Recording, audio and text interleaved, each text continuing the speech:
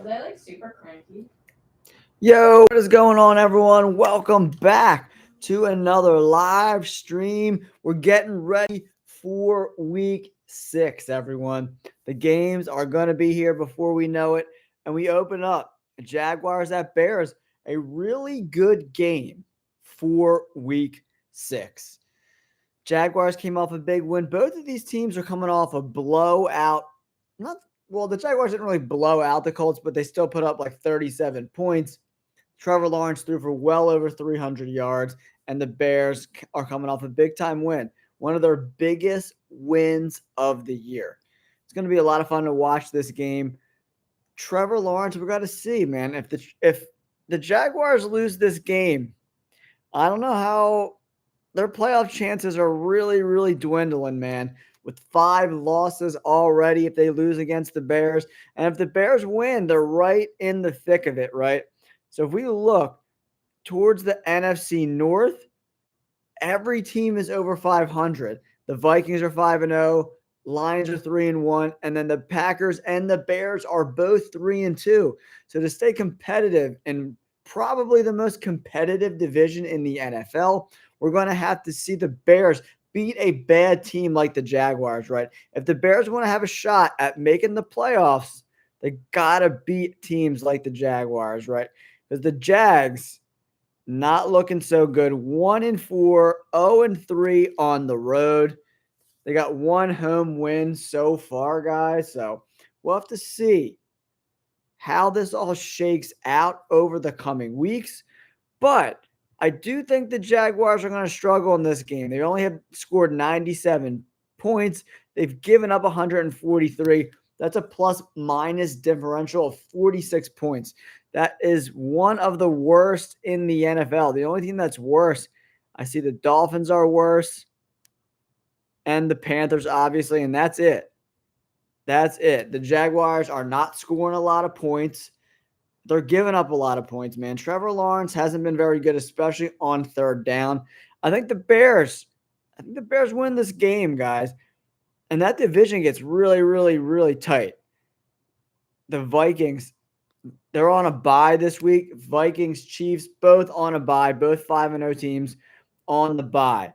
And then the Lions have some tough games coming up. They got the Lions, the Rams. I don't know if the Rams will be healthy by then. We'll have to see. Puka Nacua, I'm hoping he comes off of IR sooner rather than later. Then they got the Colts, Jaguars, Titans, Bears, Cardinals. The Vikings do not have a very difficult schedule. With the schedule they have, the Vikings have the potential to win 12, 13, maybe even more games, right?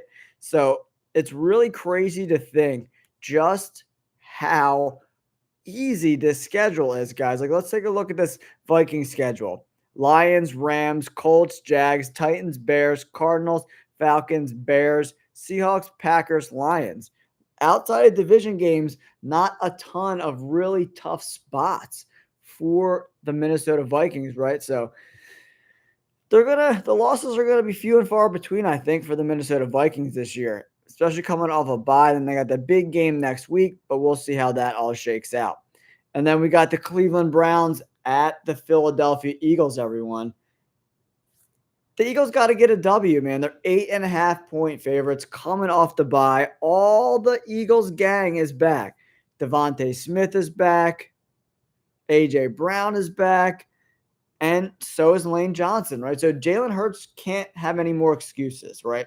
He's really got to limit the turnovers, operate an effective offense down the field, no more strip sacks, no more throwing interceptions in the end zone. Because I don't know, man. The more we're watching this Eagles team kind of develop over time, it's like, do we have a Jalen Hurts problem? Is he the actual problem with this offense, guys? Is it Jalen Hurts? He has not been good. If we take a look at Jalen Hurts this year, he has been really struggling, man. One of the lower PFF grades in all of football at the quarterback position. 4 touchdowns, 4 interceptions, another what, 2 or 3 fumble turnovers. I mean, he hasn't been good. Straight up. He hasn't been good. And there's no other way around it. There's no other way around it. He's got an interception in every single game except the Tampa Bay game. And then they got blown out 33-16. So that doesn't even matter. So, he is completing 68% of his passes, which is a plus, right? So we just got to get him in spots where he could be more effective with the football. He's got 2 games around 60% and then 2 games around 76%. So Jalen Hurts we've seen some flashes with Jalen Hurts, right? But I'm not really sure where that goes. I'm not sure where it goes. So next up on this slate, we got the Houston Texans at the New England Patriots. I really like the Texans in this spot, but no Nico Collins. So that's always something we have to, take into consideration. Looks like no Joe Mixon as well. So both of their superstar offensive players are out. So that is something we really need to take a look at if we're going to bet on this game. The point spread's at 6.5 points. I like the Texans to get a W here, everybody.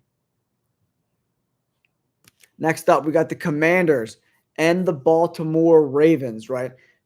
This is a big test for this Commanders team. 4-1, first place team after the first 5 games. And the Ravens have looked really good at times and not so good at times. They lost that game to the Raiders, which a lot of people got destroyed on Survivor on. And then they go in a shootout and win against the Bengals, right? So, but the defense gave up 5 touchdown passes, right? Joe Burrow had a great game last week against this Baltimore Ravens defense. And it's a Baltimore Ravens defense that's just not as good as it was before. They're just simply not as talented. A lot of free agents walked. Patrick Queen in the middle of that defense is now with the Steelers. And the Commanders, this line's been fluctuating between 7.5 and 6.5 all week. It's back on DraftKings at 7, right? So taking the Commanders in 7 points or do a teaser, 6-point teaser, get 13 points. That doesn't seem like a bad play for me for the Commanders, right? But the Baltimore Ravens need to win games like this. If they want to compete for a title, compete for a division title, they got to beat teams like the Commanders. The Commanders' defense is not great, right? But Jaden Daniels is playing out of his mind. Terry McLaurin is a true number 1 wide receiver, right? He's very, very talented. But the Commanders, especially the secondary, not awesome, right? So Lamar Jackson and Derrick Henry are really going to try to run the ball down the Commanders' throat, control the clock, keep Jaden Daniels off the field. And the Ravens got to put some pressure on Jaden Daniels. He's been showing the last few weeks, if you don't get pressure on him, he's going to eat you alive straight up, right? So that is something we have to, think about, right? They're not the best defense, but are the Commanders. I like a lot of points in this game. I think the over probably hits. I think the Ravens should probably win, though. Then we got the Arizona Cardinals, Green Bay Packers. I think the Cardinals are live dogs right now, guys. I really think they're live dogs. Plus 5.5. I love the 5.5 points. And if you buy a half a point, you can get it up to 6 for minus 120. That's a really good bet in my opinion. So I like that there, guys. I like the Cardinals. And if you could buy some points up to 6 around minus 120, minus 125, I like that. I like that for sure. The Packers, they lead the NFL in turnovers, right? That's huge. So this Green Bay Packers defense is very opportunistic. They're a very talented group, but they've been giving up a lot of yards. It's kind of the bend and not break defense and come up with big timely turnovers, and they're going to find themselves in position to win games. But can they rely on those turnovers each and every week? What's up, Garrett? What's going on, bro? Good to see you in the chat like always. We're talking about this Packers Arizona Cardinals game right now. I think the Arizona Cardinals are live dogs, man. I mean, I really like what Kyler Murray's been doing. We take a look at the last couple weeks. Arizona, they're staying in ball games, man. They're staying in there. They're close. Oh, man, thanks for coming in and hanging out for a little bit. We always appreciate you popping in and saying what's up. Yeah, I mean, they got blown out by the Commanders the week before. They lost by 7 to a tough Lions team. They beat the Rams by a lot, and it was a close game with Buffalo, 34-28. But in that come behind victory, Kyler Murray's looking pretty good. Pretty good, man. Kyler Murray, 19 of 30 for 195 yards, a touchdown, and an interception, 1 sack. So, I mean, he's not lighting the world on fire, but the run game is looking pretty good, guys. James Conner, 19 of 86. Kyler Murray ran 7 times for 83 yards and missed 12 times a carry. I get it, Garrett. I appreciate you popping in, man. And then the 49ers, man, big time fumble by Jordan Mason. That cost them the game. Ayuk went crazy against the Cardinals, 8 for 147. Kittle had a big game too. So the Packers are going to need to see one of their young wide receivers really step up because the Arizona Cardinals secondary is not very good. The defense is not very good. Peace out, Garrett. Yeah, they're just not super talented, man. They're just really not. Not a super talented group. And then we got the Tampa Bay Buccaneers and the Saints. I like the Buccaneers in this spot. Saints are starting rookie Spencer Rattler. I like the Buccaneers there. Then we got the Colts and the Titans. I think I'm going with the Titans at home in this spot. The Colts, Anthony Richardson turns the ball over a lot. This Tennessee Titans defense can be a little opportunistic, so I want to say that the Titans win this game. Steelers, Raiders. I'm going with the Steelers all day. The Steelers at minus 166 is definitely in play for me. Chargers at the Broncos. Chargers are coming off a bye, everyone, So I do like the Chargers in this spot. And then Atlanta, obviously, over Carolina. I like that.